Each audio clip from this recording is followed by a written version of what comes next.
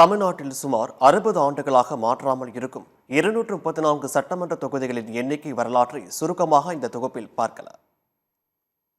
தமிழ்நாட்டில் உள்ள 234 சட்டமன்ற தொகுதிகள் எண்ணிக்கை அப்படிங்கிறது வெறும் கணக்கு மட்டுமல்ல, அது தமிழ்நாடு அரசியல்ல ஒரு பரிமாணத்தை கூறக்கூடிய ஒரு காலச்சுவடு.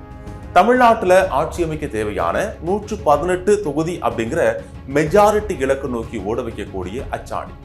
இந்திய சுதந்திரத்திற்கு பிறகு 1952 நடைபெற்ற முதல் சட்டமன்ற தேர்தலில் ஒருங்கிணைந்த மதராஸ் மாகாணத்துல ஆந்திரா, கேரளா மற்றும் கர்நாடகாவின் சில பகுதிகள் இணைந்திருந்ததன் காரணமா மொத்த சட்டமன்ற தொகுதிகளின் எண்ணிக்கை 375 இருந்துச்சு.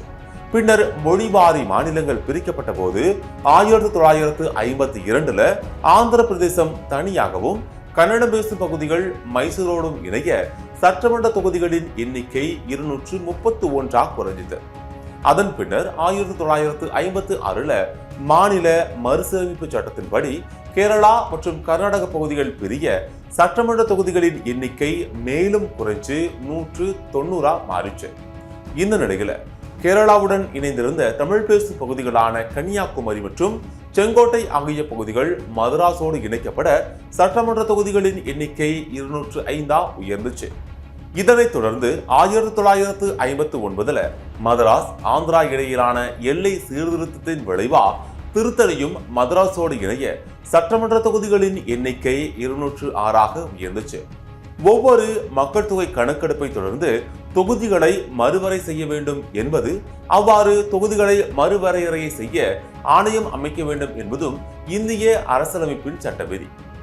அந்த வகையில 1961 மேற்கொள்ளப்பட்ட மக்கள் தொகை கணக்கெடுப்பை தொடர்ந்து தொகுதி மறுவரையறை மேற்கொள்ள 1962 இந்திய நாடாளுமன்றம் நீதிபதி ஜெயல் கபூர் தலைமையில ஆணையத்தை அமைச்சது.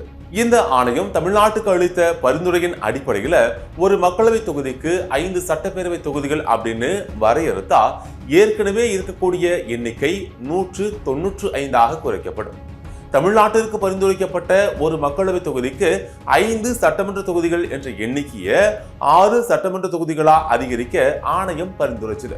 இந்த பரிந்துரையின் அடிப்படையில் தான் தமிழ்நாட்டில் ஒரு மக்களவை தொகுதிக்கு 6 சட்டப்பேரவை தொகுதிகள் என மறுவரையறை செய்யப்பட்டு 206 என்று இருந்த சட்டப்பேரவை தொகுதிகள் தமிழ்நாட்டில் இப்பவும், அதாவது கிட்டத்தட்ட 60 ஆண்டுகளா மாறாம இருக்கிற 234 சட்டமன்ற தொகுதிகளா நிலையா இருக்குது.